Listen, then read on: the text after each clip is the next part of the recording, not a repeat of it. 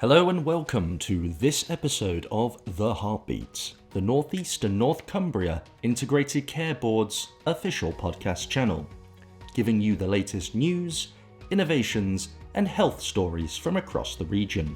In this episode, we're joined by Levi Buckley, Chief Delivery Officer for the North East and North Cumbria Integrated Care Board, to discuss the topic of men's mental health. Levi shares insights into the unique challenges men face in seeking support, the stigma surrounding mental health, and ways we can foster open conversations to break down these barriers, from peer-led initiatives in sports clubs to the expansion of crisis cafes, highlighting how communities and services are coming together to encourage men to reach out and take that first step towards better mental health. Welcome to the podcast today, Levi, and thank you very much for joining us. You're welcome. So, men's health, straight into it. So, I think first question we'd like to ask you would be, why is men's mental health a key focus, and what unique challenges do men face in seeking help? So I would say is men's mental health, absolutely, you're right, is a critical focus.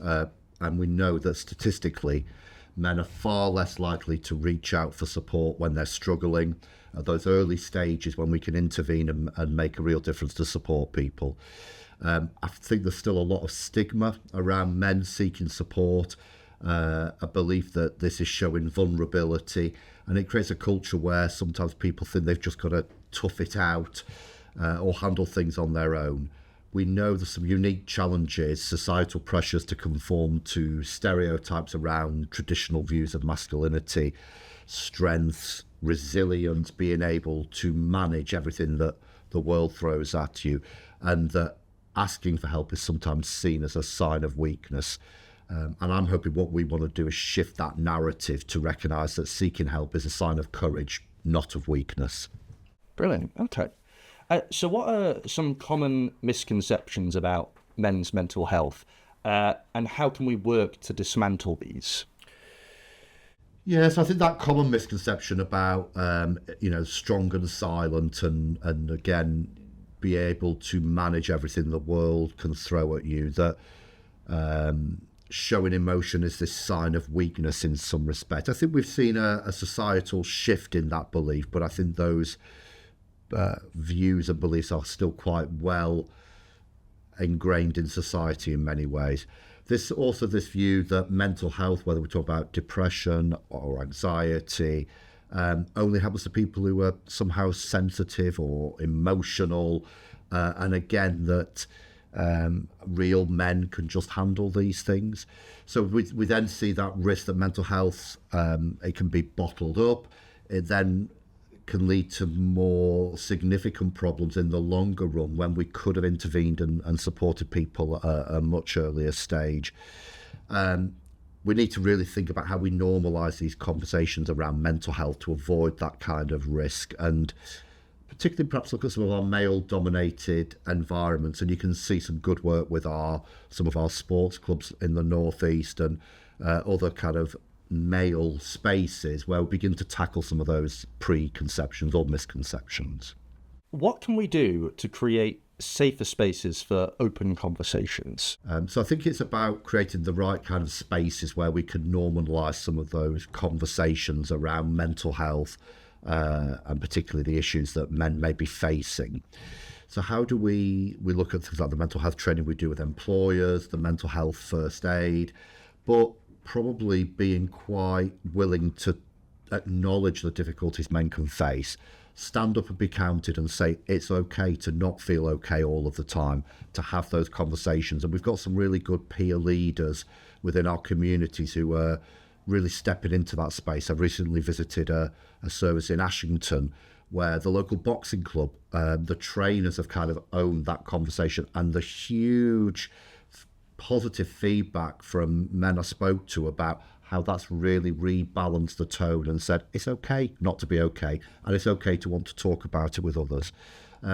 Sometimes as well, I think there's maybe concerns about confidentiality, and we can always guarantee our services will respect people's personal information and only use it as appropriate. So again, always thinking what will stop men coming forward and seeking support, and how do we create those spaces that are safe and effective. So looking at friends and family now, so I guess say a man is struggling mentally, and how might friends and family, what sort of signs should they be looking out for that someone is struggling, and what sort of support can they provide or give? I think we've probably all seen that with our own friends and family, where when you look back, you can think some of the signs may have been there at an early stage. So typically you'd think about, has there been an increased use of alcohol or other substances? Are men withdrawing from social activities?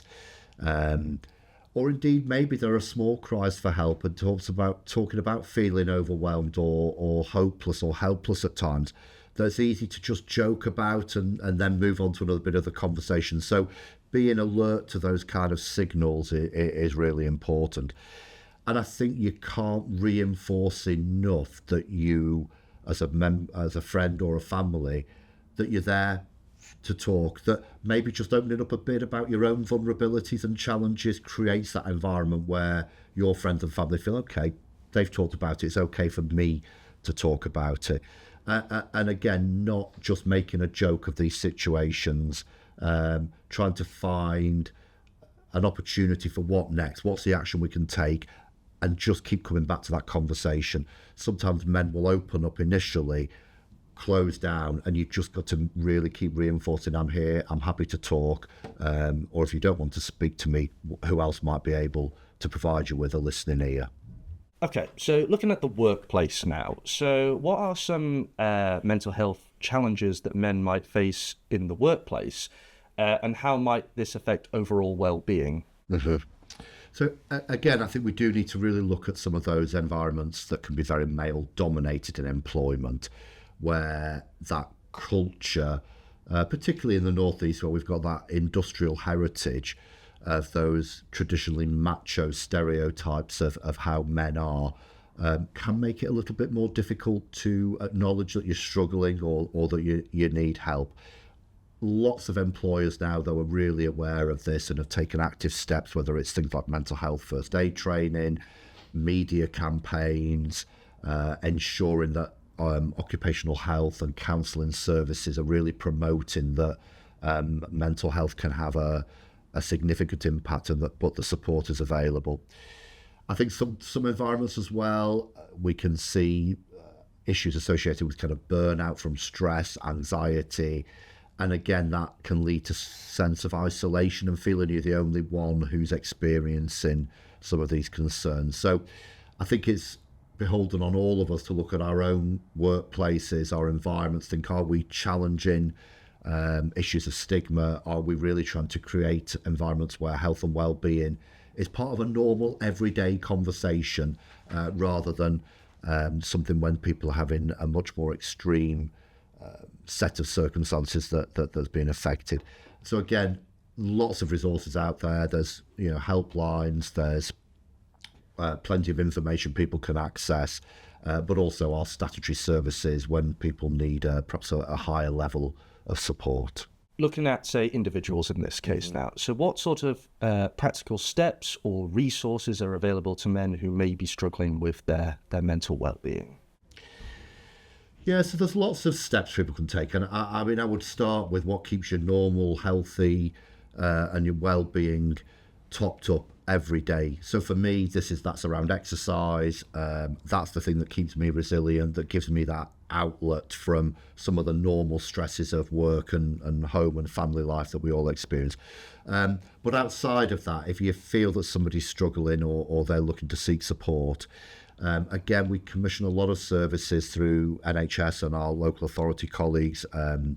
There are things such as our safe havens and our crisis cafes that are accessible on a self-referral basis. A lot of anonymous helplines if people just want to reach out for the first point, which can sometimes feel quite intimidating, and maybe people just need that reassurance that they're not on their own before they maybe feel more confident seeking more professional support, which could be through their GP. Some of our talking therapy services, again, that people can self-refer to. And then there's other things. There's a lot of, we look around the Northeast, a lot of groups based around maybe gardening or other activities that just bring people together to create that culture of sharing with each other rather than feeling you have to face all of this on your own. We know that improving mental health is a key priority for our region. Mm-hmm.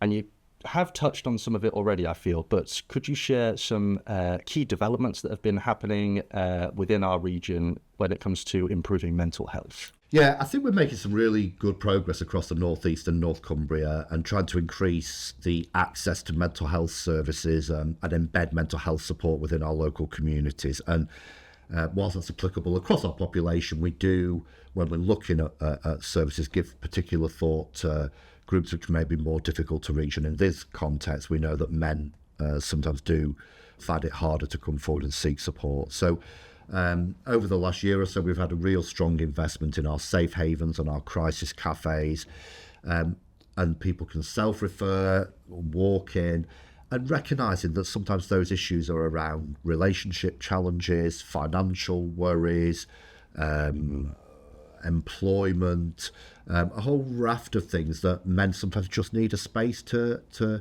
pause, take stock, recognise they're not on their own, and see what kind of support's available. So we'll look to expand a number of those services over the next 12 months. We've also been reviewing our talking therapy service. That is, again, self-referral and can be digital or telephone enabled, which again sometimes is an easier route for some men to feel more comfortable accessing. And as a system, we'll continue to review how we might improve that and what the commission of that service looks like in the future. And then just really thinking about all our other environments, whether workplace, home, other health settings, that we don't always make that distinction between physical and mental health. We often hear that phrase, don't we, no health without mental health. It so underpins everything we do. So keeping that really at the heart of what we're doing in the Northeast and North Cumbria, that we do everything we can to make those services, those environments welcoming, non-stigmatising, and hopefully men can get the support that will best help them. And I guess as a final message, what would you say to anybody who's listening who might be struggling with mental health at the moment? What would your message be to them? I think my first message would be you are not alone. All of us, including myself, have struggled at times with aspects of your mental health to whatever level of severity. And so you are not on your own. It is perfectly normal. It's an important part of being a human being is that we recognise that we have good days and bad days. Of course, some people's needs may be more severe and they may require some more specialist interventions. But your mental health issues don't define you. There's no shame in asking for help. That very first step, just telling somebody you're struggling or you're concerned, is probably the hardest. Once you overcome that barrier, you'd be amazed how many people have been in the same situation, will support and encourage you. And then we can think about both our statutory, voluntary and other services that we provide. How can you get that right support? I'd like us to get to a point where we see that reaching out for help is a sign of strength, not a weakness. And for most men, that will be the beginning of a journey that will help you towards feeling better, which will have an impact across all of your life. Fantastic. Levi, it was a brilliant message to end on there. Thank you so much for joining us on the podcast today. Very welcome. Thank you. Thank you for listening to this episode of The Heartbeats. You can stay up to date with all of our content by following the Northeast and North Cumbria Integrated Care Board's YouTube channel or Spotify channel. Stay tuned for the next episode.